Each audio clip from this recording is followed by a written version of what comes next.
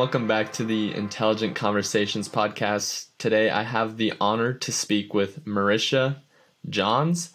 Maricia has been in education for over 40 years and has been active in her community with the blog, This Is Your Best Year. She's been a past elected official and is a member of her church. So thanks for coming on, Maricia. I appreciate you taking the time to come on today. Thank you for having me. I'm excited. But this is usually something I like to kind of open up with and kind of get an understanding of what you do and stuff. What is it that kind of motivated you, and what was the draw to education? Like, what kind of got you in that field? Oh my God, that's a good one, because I was determined I was not going into education because I come from a family of educators. My mom and my dad and a lot of Amy's were educators. So when I went off to college, I didn't know that you called it human resources. I was going to be one of those people that hired and fired. I thought this is the best job in the world to have. And I knew exactly where I wanted to go to college. It was at the time, East Texas State University. It has changed its name to Texas A&M Commerce. I knew exactly where I was going to go. And I remember my mom talking to me one day, and she was like, you know, you get upset, and you can't be upset if you have that type of job. And I was always good with kids. It was just something. It was like I was drawn to them or they were drawn to me.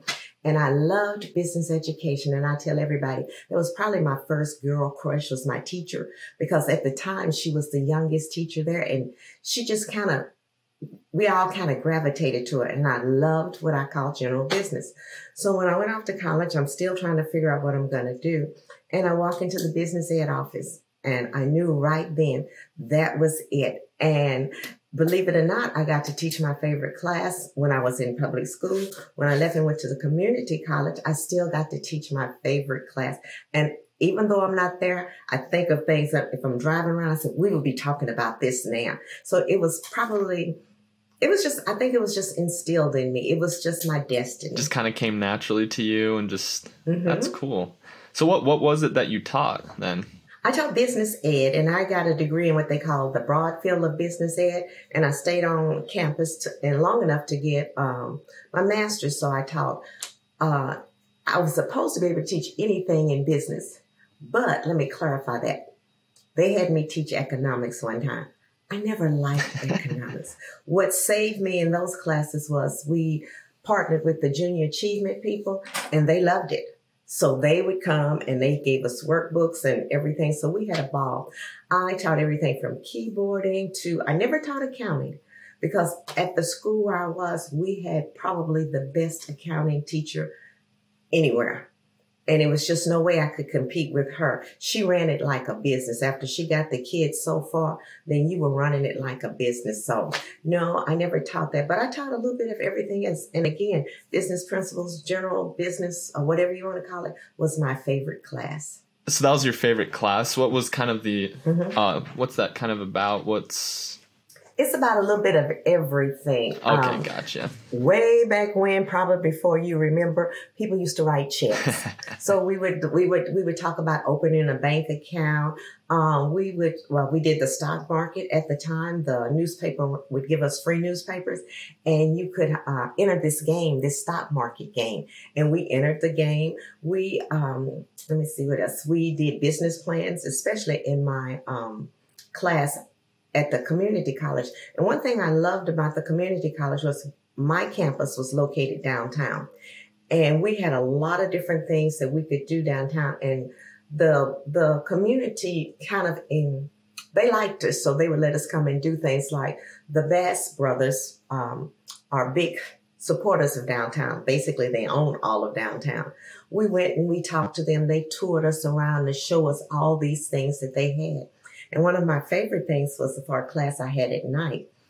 They would go to what we call Main Street, which is one of the biggest art festivals around. And their job was to talk to a food vendor. Their job was to talk to somebody from out of town. It was to talk to the people along the streets, the stores, the restaurants. And they found out different things, how much it cost them to come. Did they go to a lot of them? Because right after Fort Worth has theirs, then Grapevine has theirs, and then somebody else has theirs. And they learned a whole bunch. I learned a whole bunch of things. They had always told us that it was, cost an arm and a leg to get in it. It didn't. It just turned out to be a juried show. You had to be selected. And it was just very interesting, the things that the students learned. And we also did business plans. And I had students my age, a lot younger than me. Some of them had started businesses, and some of them had done fairly well. Some of them had done really well. Some of them had made lots of money. They decided to sell that and start again. It was just an interesting thing. I learned as much from them as they learned from me, and especially with new technology. That's interesting. I mean, what you kind of get like culture-wise and stuff is people say, oh, the teacher teaches the student, and that's just how it goes. But I'm like, I think it's kind of like what you said. It's you both learn from each other type of thing. Like they're like, oh, I never thought of it like that way, right? And you're the same thing. You do. It's like, oh, I never thought of it like this way. And one thing I can say is we had a book at my campus for the first couple of years. When we had a different president, she would have these books that we were supposed to read as a group.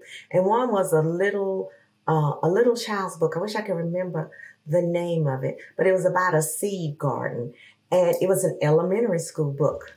Interesting. But I saw what she was trying to get us to do, so I used it in my business principles class, and they loved it. You picked out of all these people, who would be the best person to hire and why?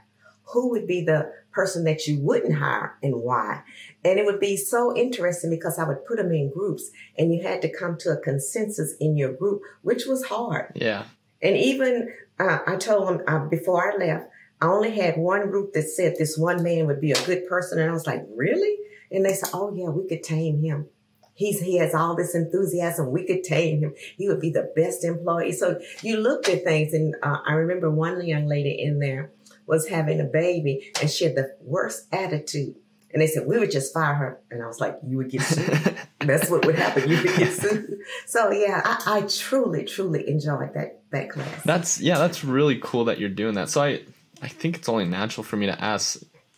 I mentioned kind of in the introduction that you now have a blog, right? This is your best life. Correct me if I'm wrong. Best year. This is your best year. And I'm kind of interested. What kind of got you into that? What kind of helped you end up starting that? I have all these stories. Well, I was an avid magazine reader. You could always come to my house and there would be magazines. Well, in this day and age, people don't really do print magazines. And the ones that did that I still looked at, I thought I had kind of aged out of it. As you mature, people either put you in one or two places.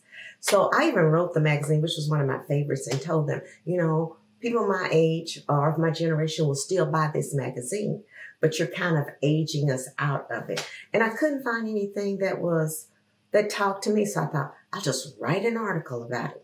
And then I found out that people kind of liked it, and we went from there because we talk about everything.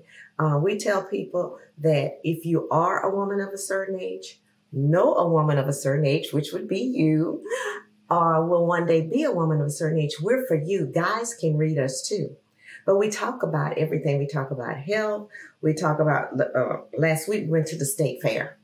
So we talk about how it is to go to the state fair as a woman of a certain age, what we look for. We're not the mold that everybody think we are. My best girlfriend and I have been best friends since second grade, but we are completely different when we talk about grandchildren. She says, they could come stay forever. And I was like, no, I only have the one, and we try to make everything. I try to have so much fun with him, but I said, he has wonderful parents. They would miss him. So, yeah, so we talk about everything. And as you mature, you find out that this is your best year, even though things may go wrong. If you still have your health, even if you don't, you're still here. So make it your best year possible with the cards that you're dealt. That's cool. I like that you're doing that. I feel like it's very positive, and especially with like the media and all that random junk we get today, right? That's a very positive message that I think a lot of people could use. So I'm kind of interested in this. How do you kind of get like some of these stories, these posts out? Because you said state fair. Do you write them yourself, or do you kind of have people go all over and then you kind of get their stuff? I have people that will volunteer and do things. I've had people that have asked me if they could write for me because they write for other blogs. And sometimes they send me things and I look at it and I say, I don't think our audience would like this. I do have one or two people that will, if I can't go to something, they will go and cover it for me. In all honesty, I wish I had more, because even like this week, we have 2 or 3 things we could have gone to in Dallas, but we have 1 or 2 things that are happening in Fort Worth. And believe it or not, there's only like 26 miles between Fort Worth and Dallas, but they are completely different. How so? And oh my God, Dallas is, I would say, more cosmopolitan. Fort Worth is more laid back. I'll give you a good example. Our place where we do plays and musicals and everything is called the Bass Hall, and it's wonderful. It's just wonderful. In Dallas, they have 3 or 4 places that they do that. But when you go to Dallas, you kind of dress up. In Fort Worth, you can wear a pair of jeans and a pair of boots anywhere. Gotcha. They wear them anywhere. You can wear them to church. We went to a wedding one time. It was called Denims or Diamonds. And you had people all glittery in their diamonds. And then you had those that were glittery in their boots and cowboy jeans. That's cool. So, yeah, that is quite a difference there. It really is. And it's so much larger too. It's a lot larger than Fort Worth. I don't know how many people we have now, but Dallas has well over 1 million people, and you never know when it stops and starts. So it's a place that I like to visit, but I don't want to stay there. Gotcha. I moved to Fort Worth because we did not have traffic. That's long gone. We have traffic now, but not like Dallas. Gotcha. So that's really cool. So you kind of get like 2 different like cultures and perspectives, and they're like right next to each other too. And then you get to talk about them. What would you say is your favorite city to kind of talk about, like on your blog or anything like that, or go to? I think every city I go to, I'm one of these people that will tell you there's not a place that I have not visited that I have not found something I like. Gotcha. It may not be a place where I want to live, but I find something. I've started doing this when I know I'm going someplace. I go to Facebook, and I'm in a sorority. So what I do is I try to find somebody in that place, and I ask them, what should I see? That's not touristy. I went to Puerto Rico and I asked the concierge, where should I go to eat? And he gave me places that we had in Fort Worth. And I was like, no, where do you go? I want to see the culture. Like I said, I can always find something that I like about a city. So my favorite place would probably be Venice, Italy. That was my dream trip, was to go to Italy. I have seen Under the Tuscan Sun. I know all the words to it, and I wanted to go, and I finally made it. And Venice was just everything I dreamed. Wow, that's cool. I haven't been to Europe. That's actually also a dream of mine. I would love to go. That was my first time. We went to Rome, to Venice, to Tuscany, and to Florence. And I'll tell you this, they lost my luggage. Oh, man. That's no fun. But I still had a good time. Yeah, I like your attitude. It's just like, you know what? Like, you make what you get of it, right? The cards you are dealt. So, man, that's cool. It actually reminded me, I recently went to New York, speaking of food and stuff, and I went with my family. My little brother was like, can we just get some McDonald's? And I'm like, dude, we're in freaking New York. Like, let's get something real, like, that we can't have out here in Utah. Because they actually consider Utah quite a food desert.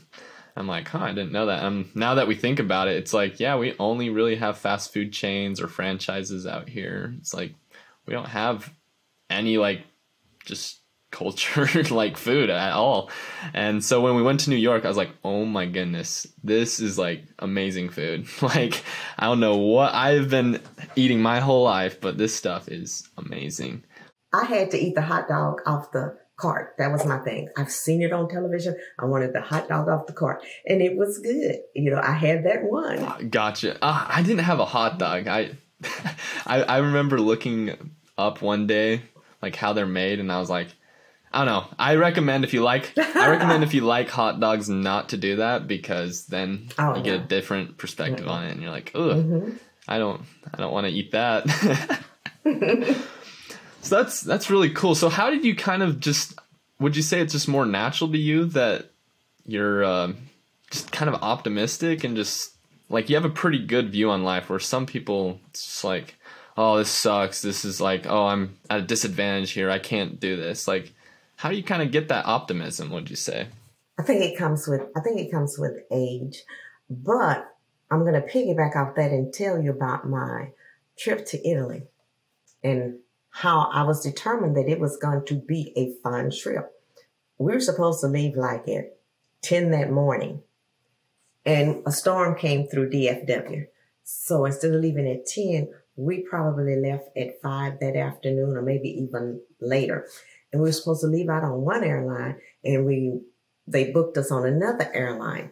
And then as we got on there, we still had to wait. They were trying to wait on another plane that had been diverted. So it was like 6 o'clock before we finally got out. But you can always find a bright spot. I was sitting there, and we were flying coach, and there was a whole row. So I politely asked the flight attendant if I could move there, and she let me move there. So I had all this room, flying from here to, I can't remember where we flew to first.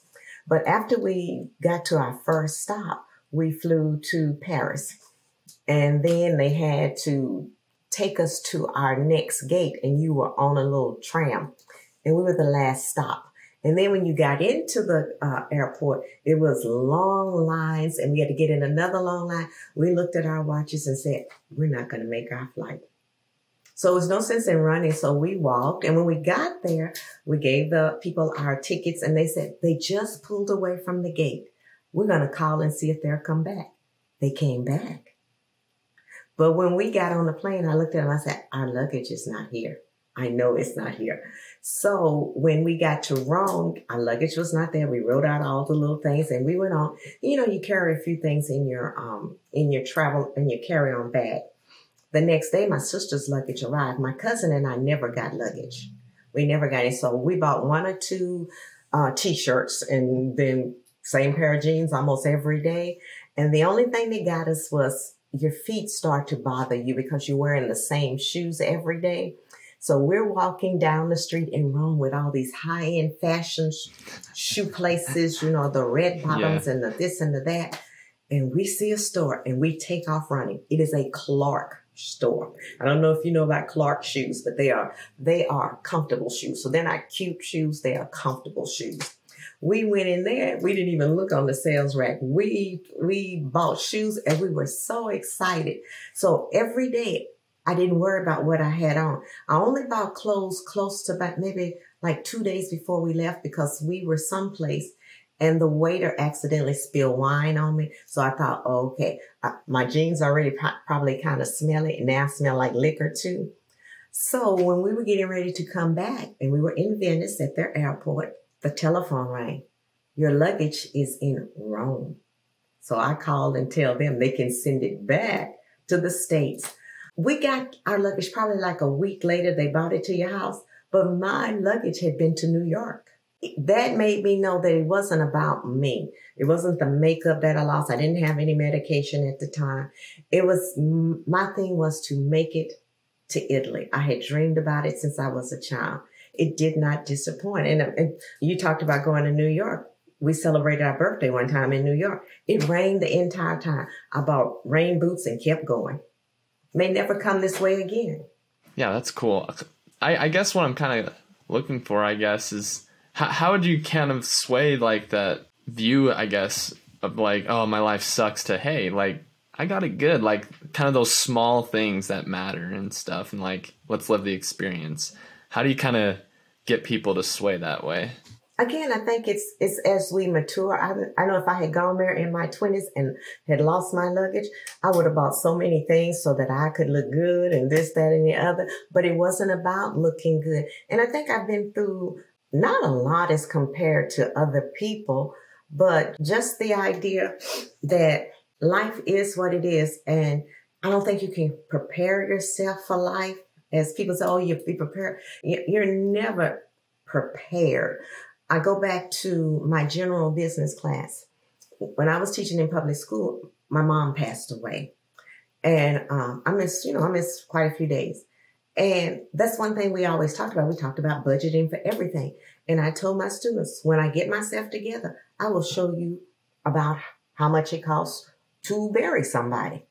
And my mom had died about 20 years to the date that my dad had. So I had all the records on everything. And about 2 or 3 months later, I had them sit in a circle and we went through everything. And they were like, you pay for that? You have to pay for this? You have to do that? You know, and I was like, these are things that you have to do. And I think my parents are optimistic about things. It is what it is. You have to have faith. I think your faith plays a part in it. And your faith will get tested. And you'll wonder why, you know, certain things happen to you. But I think, you know, as you mature, your faith just gets stronger and stronger. That's cool. So I kind of want to ask that, right? You mentioned that a lot of people go through challenges, right? Like, and I mean, you mentioned yours, and I love how you just said, yeah, I'm going to, you know, make the best of it. You know, you're kind of dealt the cards that you're dealt. And I guess I would say, like, how do you kind of do that, right? Like, how do you overcome those challenges and, you know, not just kind of sulk like, well, like, this sucks, this whatever, right? Like, how do you actually, like, say, you know what, I'm gonna make the best of this, we're gonna overcome these challenges? I think you do sulk. I really do. I think you just go through like, why me? Everybody asks that question, why me? And then I think after you sit for so long, then you just get up and do it. I've known a lot of people who have had a lot of challenges and they have been able to sustain themselves. They get up, they're still going to get down. You're still going to get down. Like I told you, my parents are both gone. My mom's been gone now 30 years. So that means my dad's been gone 50 years. But every once in a while, that emotion will creep in and you'll get really sad. You may cry. And it's I think it's just natural. Or you can be driving along and you stop at a light and you think of something funny that one of them did and you just fall out laughing. You know, it is what it is. My youngest one just had surgery and she came through it fine. And she came and stayed with us for a while. And it was a lot of fun. But one day she said, it's just time to go home. So you're going to sulk. People tell you that you're not going to sulk. You are. You're going to be depressed. We all get depressed, you know, about something. So, you know, and everybody takes it differently. You know, people say, oh, just grab yourself a drink or whatever. Well, the drink will probably wear off, hopefully. I think you just have to get out and do. When my kids were younger and they tried to, you know, run for things at their school, and I would always tell them, I'll help you the best I can. And if you lose, we will come home and we will cry that one day, but we will go on because it just happens. And my oldest one, bless her heart, she tried for a lot of things and didn't get it, but cry that one day and we just go on because it is what it is. You know, you can't change things. People say it's your destiny. I do believe some things are your destiny, but you can help your destiny along sometime. I love that. And I think it's also like taking that approach to like serve others too, right? Like kind of taking that focus off yourself and being like, oh, my life sucks. Right. It's all me, right? And then saying, you know what? Like, there's people around me that are still here and let's enjoy it, right? Like, let's enjoy life. Let's look at the bright side of things and look at the news. Look at the news and then you're like, oh, my life does not suck. Oh my God, my life is fine. It is, you know, we all wish we had more money.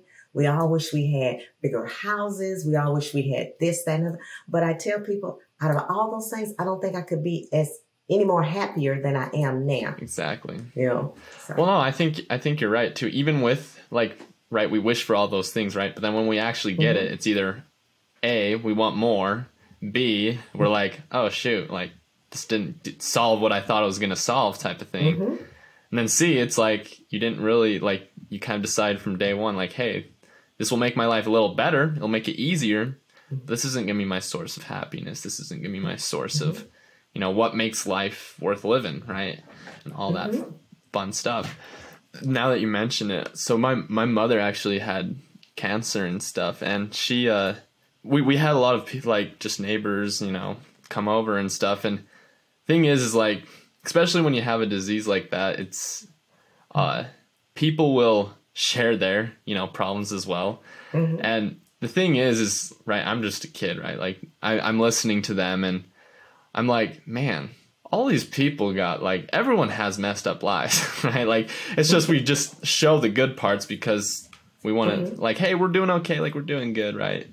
But the reality is everyone's life is hard and everyone's life is difficult, right? It's just what you do with it, like, what you do that matters. And we only see the Instagram exactly, of people's right? lives. Everybody looks so good, and their hair is always flowing, and this, that, and the other. And I think that's partly what hampers younger people, because they see that and think it's real. Those people, some of them have regular jobs, and it's okay to have a regular job. I tell everybody, I was not made to be an entrepreneur. I was not made to work for myself. That was just not me.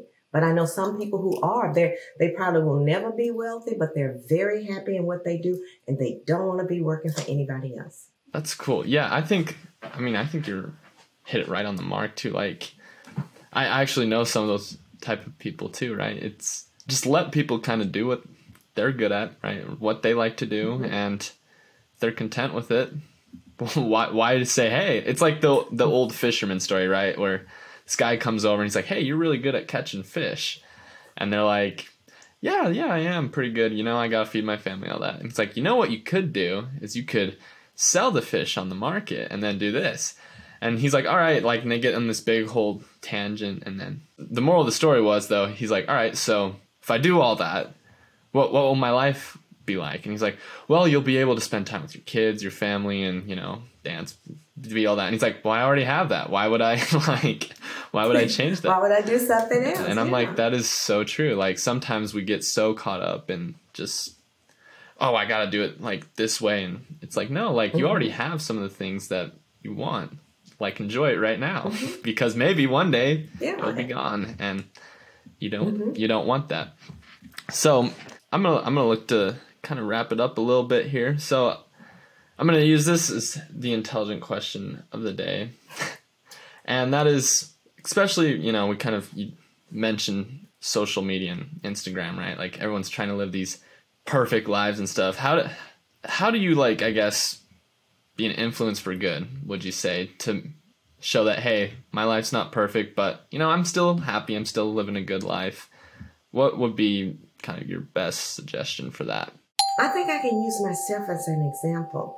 I had never really been sick, being in education all those years, never came up with anything, and kids had everything. But about a year and a half ago, and probably even longer than that, but about a year and a half ago, I went to bed fine, woke up, and the room was spinning.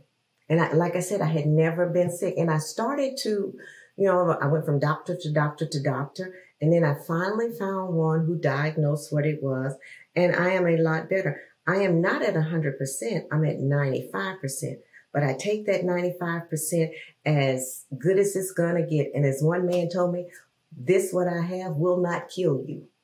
It will make you miserable if you let it. And so I've decided that I'm not gonna let things make me miserable. It's like, I don't know, you probably never have watched any of the Housewives of. Okay, my thing about the Housewives of, first of all, it's kind of like Instagram too, but it's always a couple that don't get along, and then they're going to travel together. Why would I go on a trip with you and we don't get along? I don't care if you're paying for everything. So I think, again, your faith, my faith has taught me this. My children have taught me this. They are more like my parents than I ever was. They do what they're going to do, and as long as it's not hurting anybody, they're okay. So I think, again, you just kind of learn from experience. What is laying down, crying about it every day gonna help? Is it gonna make it better? Probably not.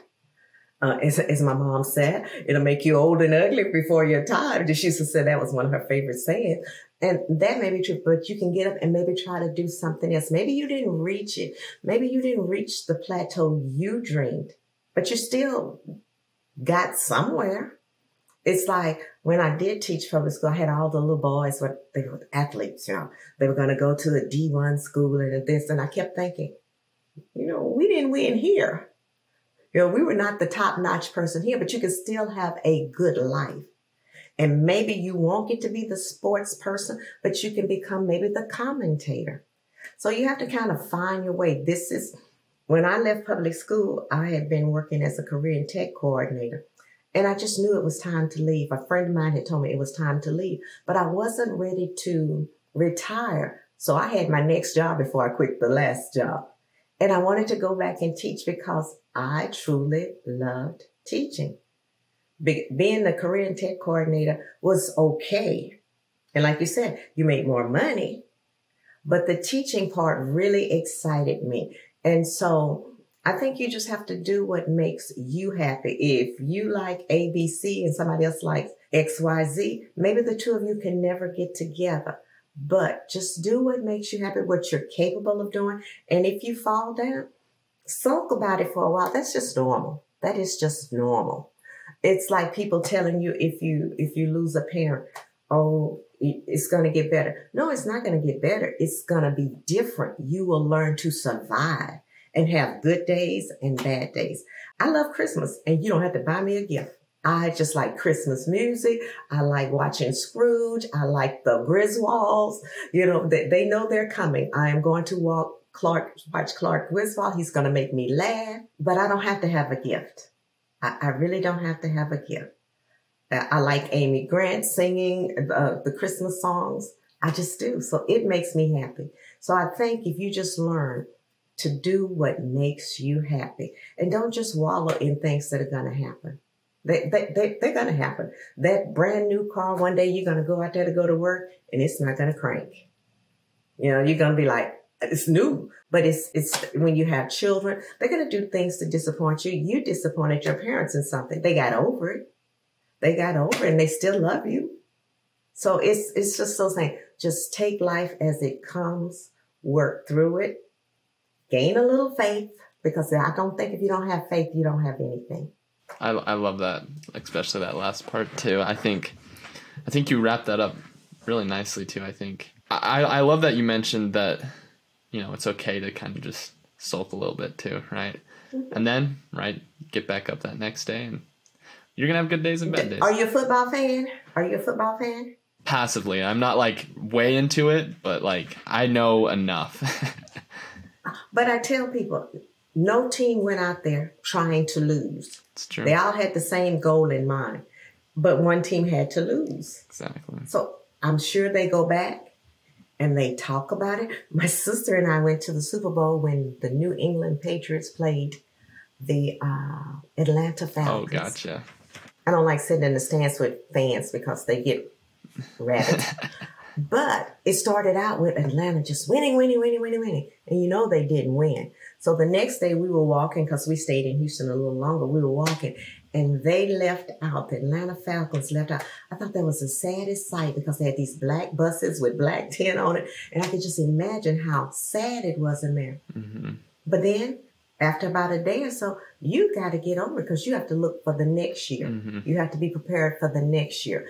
It is what it is. You run for public office. Miss America, you thought you had it. Mr. America with all the muscles or whatever, you thought you had it, but you get over it. You sulk for a while, and then you get over it. I love that. Well, thank you for coming on. I appreciate you taking the time. Thank you. We mentioned the kind of your blog, all that. What's the best way people can contact you, reach out to you if, You can go to the blog, and the blog is www.thisisyourbestyear, all one word, .com. Or you can say, if you want to write me personally, thisisyourbestyear@gmail.com. We're also on Instagram at thisisyourbestyear. We're also on Facebook and a Facebook group page. The group page has, you have to apply to get in the group page, but just the page is both of them. This is your best year. And we're also on YouTube, This Is Your Best Year. So we're trying, if you have an idea about something or something that's coming up, then let us know. And if we can get there, we will try to get there. I tell everybody, If it's someplace that's far away from Fort Worth, maybe we might not be able to get there, or it might be something where we try our best to get there. If you have ideas, people ideas that women of a certain age or even younger people, but if you have somebody you'd like for us to interview, they don't have to be famous. They can be your neighbor. Your neighbor has done something. We just got through interviewing a couple that started a cold brew coffee shop in Fort Worth. And I learned what cold brew was. I thought it was just iced coffee. It's not. That's interesting. Well, that gives something for the audience to go check out if they're interested to find out that answer. But thank you again for coming on the show. I appreciate you taking the time. So everyone, as you can tell, that is Maricia Johns. As you can tell, she's a very intelligent person, has great things to share with you. She left her info there if you guys would like to reach out to her or just check out her blog. I challenge you guys to do that. Stay tuned till next week. We have a great guest lined up for you guys. See you guys next week, and let's get after it. Hey everyone, if you liked this episode and would like to hear more, be sure to hit that subscribe or follow button. We release a new episode every Wednesday for you guys to listen to.